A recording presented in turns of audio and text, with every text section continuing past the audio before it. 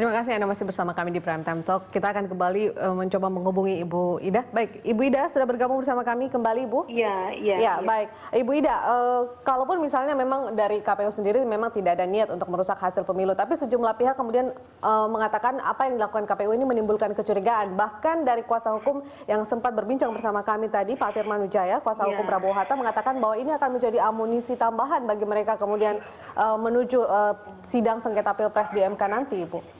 Ya, siak sangka itu kan bisa saja muncul apabila memang kami itu bekerja secara tertutup, bekerja sepihak.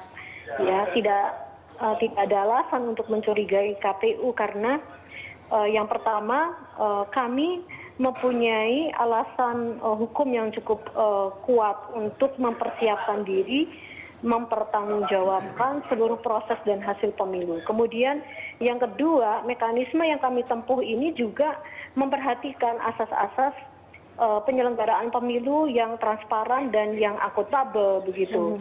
Bagaimana transparansi itu kami wujudkan tadi kami sudah jelaskan bahwa pembukaan kotak suara itu tidak dilakukan secara sepihak oleh KPU, ya kan?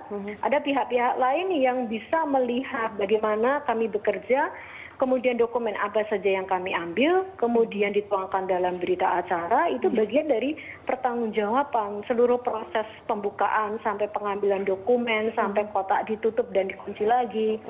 Jadi ini semua ini bisa dipertanggungjawabkan. Ya, dari KPU sendiri sempat menghadirkan Panwaslu juga ya Bu ya, tapi dari pihak Bawaslu sendiri mengatakan bahwa langkah yang dilakukan KPU ini tidak tepat begitu. Bagaimana Ibu? Ya, memang Bawaslu diberikan wewenang untuk melakukan pengawasan, kemudian untuk melakukan kajian sampai dengan munculnya sebuah rekomendasi atas kebijakan ataupun hal-hal teknis yang dilakukan oleh KPU.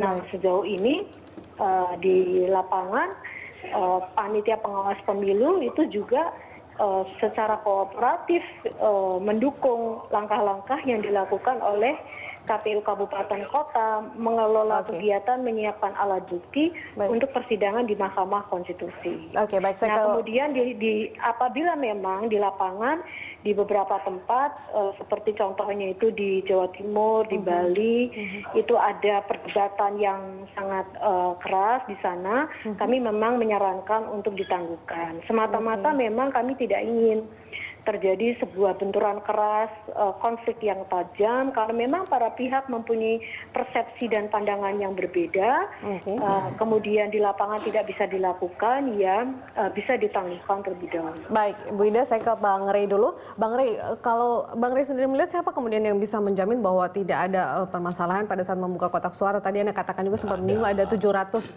kasus di Pileg kemarin juga begitu Bang Rey? Itu sudah ada 12 saksi partai politiknya. Itu pertama. Yang kedua, KPU ini kan pakai surat edaran ya. Surat edaran itu mestinya mengikat pihaknya sendiri, tidak mengikat pihak lain. Nah, kalaupun mau sebetulnya ya, surat edaran itu harus ditingkatkan porsinya menjadi peraturan KPU. Misalnya di peraturan apa kayak dibuat yang menyatakan bahwa KPU punya kewenangan untuk melakukan pembongkaran surat kotak suara bila mana ada sengketa di Mahkamah Konstitusi. Nah, ini kalau yang surat edaran ini sifatnya yang mengikat mereka, tidak ada masalah. Ini kan persoalannya tidak. Dibuat surat edaran untuk mengikat apa yang terkait dengan tahapan pemilu. Ya nggak benar gitu loh. Itu salah satunya itu. Nah, kalau misalnya mereka surat edaran ini cukup mengatakan bahwa KPU diperintahkan untuk melihat 24 jam kotak suara. Nah, itu boleh. Nggak ada masalah. Tapi KPU diperintahkan untuk membuka kotak suara, yang kotak suara itu menjadi objek sengketa, nggak cukup. Sumber edaran dasarnya itu, kira-kira begitu loh kira-kira. Ini ya. Nah, yang kedua, artinya kan apa yang dilakukan oleh KPU seperti yang kita sebutkan tadi itu maju selangkah. Nah, sekarang kalau KPU mengatakan, selama ini terjadi kok, ya kalau selama ini terjadi nggak ada yang gugat, nggak ada masalah. Sekarang ada yang gugat. Gitu loh. Jadi kelaziman memang bisa dipakai sebagai dasar, tapi selama kelaziman itu tidak digugat orang. Nah, sekarang pasangan Prabowo menggugat tindakan yang dilakukan oleh KPU itu. Bahkan dijadikan sebagai sekarang bahkan mereka mengatakan akan menjadi amunisi baru. Karena harus diingat ya, target dari kalau saya baca ya, kalau perhatikan dengan seksama, target dari pihak Prabowo ini bukan membuktikan adanya 4 kali lipat perhitungan suara dengan angka yang selisihnya 8 juta. Target mereka menyatakan memang ada tindakan penyelenggara pemilu yang menyalahi peraturan yang bersifat terstruktur, sistematik dan masif. Nah, dengan tindakan KPU yang terlalu maju ini dengan membuka itu menjadi bahan, menjadi dalil tambahan baru bagi pasangan Prabowo mengatakan kan terbukti tuh bahwa mereka bisa berlaku semena-mena terhadap pelaksanaan dan tahapan pelaksanaan pemilu. Nah, inilah yang kita sebut jaga sikap dari KPU. Kalau Anda yakin bahwa apa yang Anda lakukan selama pelaksanaan Pilpres kemarin benar, tunggu saja dari KPU dari MK perintahnya. Tapi kalau disebut demi pembuktian material, ya tunggu aja perintah dari MK. Belum tentu MK nanti mengatakan buka kotak suara kok. Kira-kira begitu. Jangan-jangan justru MK begitu sidang pertama dia mengatakan, waduh ini udah susah nih kita masukkan ke sidang berikutnya. Selesai sampai di sini. Kan nggak ada apa-apa.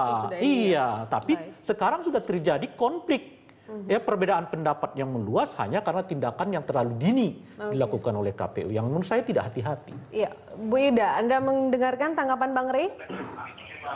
Ya, saya sungguh memperhatikan fatwa tadi yang disampaikan oleh Bang Ray Rangkuti. Jadi mohon juga dipahami dari perspektif penyelenggara pemilu bahwa maksud dan tujuan kami itu tidak ada niat buruk begitu ya untuk merusak seluruh proses dan hasil pemilu. Semata-mata ini bagian dari pertanggungjawaban KPU untuk menghadirkan dokumen mahkota yang ada di dalam kotak suara. Jadi dokumen yang kami perlukan untuk memberikan penjelasan di muka pengadilan itu tidak semuanya itu ada di luar kotak suara. Jadi manajemen awal itu memang ada dokumen yang kemudian harus disimpan di dalam kotak suara. Nah, di dalam sekali lagi untuk mendukung begitu ya proses peradilan yang cepat dan sederhana. Jadi kami memandang bahwa inilah yang bisa dilakukan oleh penyelenggara pemilu untuk menunjukkan sebuah fakta-fakta dan data-data dan juga menemukan kebenaran material di muka persidangan. Ya, adakah kemudian upaya lain dari KPU, apalagi kemudian langkah yang dilakukan oleh KPU dengan membuka kotak suara ini sudah menuai kontroversi, bahkan tadi dari tanggapan kuasa hukum juga menjadikan ini sebagai bahan tambahan kemudian untuk menggugat KPU. Apakah KPU sudah mempersiapkan langkah-langkah selanjutnya seperti apa? Ibu Ida, singkat saja. Kami menghormati ya, menghormati langkah hukum yang ditempuh oleh pasangan calon presiden wakil presiden sebagai bagian dari pendidikan politik, dan sebagai penyelenggara pemilu itulah sarana bagi kami untuk mempertanggungjawabkan setiap kebijakan yang kita ambil di dalam melaksanakan tahapan-tahapan pemilu, khususnya tahapan yang sekarang ini sedang berlangsung, yaitu penyelesaian sengketa hasil pemilu. Baik. Semoga apa yang sudah dilakukan KPU ini bukan malah memperkeruh suasana, tapi justru membuatnya lebih jernih dan sengketa Pilpres ini bisa segera selesai karena negara kita membutuhkan pemimpin yang baru. Terima kasih Ibu Ida sudah bergabung bersama kami di Prime Time Talk. Ke Bang Rey, terakhir mungkin tanggapan Anda, Bang Rey. Ya, kita mau mengatakan hati-hatilah KPU. Sekarang kan sebetulnya bukan pertarungan fakta saja, tapi juga pertarungan kredibilitas. Anda sudah berhasil membangunnya sepanjang Pilpres ini. Sampai kemudian kasus ini muncul, kira-kira gitu loh. Nah, dengan munculnya kasus ini, khususnya di tingkat nasional ya, akan menambah amunisi baru gitu. Nah, oleh karena itu, kalau saya stop aja. Apa yang sudah dilakukan sampai sekarang stop, jangan lagi ditambahi. Kecuali kalau memang nanti ada rekomendasi dari MK. Kecuali ada perintah dari MK, gitu kalau itu ya memang wajib kan, nggak ada lagi pilihan kecuali harus membukanya kita. Nah sekarang langkah itu top, surat edaran itu dicabut kalau penting, buat surat edaran baru yang menyatakan bahwa KPU atau anggota penyelenggara pemilu di bawah jangan lagi melakukan tindakan itu karena dianggap tidak tepat dalam kondisi seperti sekarang itu. Nah mudah-mudahan dengan cara begitu, nah mereka dapat mengembalikan kepercayaan publik yang selama ini sudah mereka bangun luar biasa. Apakah kemudian ada pengamanan yang lebih lagi dengan setelah dibukanya kotak suara ini, Bang Rey, karena kemudian bisa... Sekarang ini kan persoalannya segelnya itu udah segel pertama itu udah berganti. Sekarang kan segel baru. Nah, jadi kalau kita masuk ke agak yang teknis lagi, agak rumit, banyak persoalannya. Segelnya udah dirubah, terus sidik jarinya juga bisa berubah-ubah di dalam. Kalau misalnya harus di-scan sidik jarinya, benar nggak ini macam-macam dan sebagainya gitu. Jangan-jangan juga petugasnya sudah berganti, macam-macam dan seterusnya gitu. Kalau masuk ke detail yang kayak gitu tuh, lebih rumit lagi menjelaskan posisi KPU gitu. Nah, oleh karena itu menurut saya dihentikan saja, di-stop. Kalau penting terbitkan surat edaran baru, karena lagi-lagi mereka membuat surat edaran yang berhubungan dengan pihak di luar mereka. Surat edaran itu mestinya berlaku untuk mereka saja kan. Ini bahkan menyangkut soal tahapan pelaksanaan pemilu kira-kira gitu loh ya. Nah, stop buat surat edaran baru bahwa surat edaran yang pertama itu dianggap tidak berlaku gitu. Iya, agar KPU kedepannya tidak gegabah lagi. Karena sekarang bukan hanya soal fakta-fakta material loh yang disebut oleh DK, tapi soal kredibilitas juga. Karena seperti yang kita ingat, yang diuji oleh pihak Prabowo ini punya angka-angka, tapi soal adanya pelanggaran yang bersifat terstruktur, sistematik dan masif. Dan itu hubungannya dengan kredibilitas penyelenggara pemilu. Gitu. Oke, baik Bang Ray, terima kasih Anda sudah memberikan rekomendasi pada hari ini di Prime Time Talk.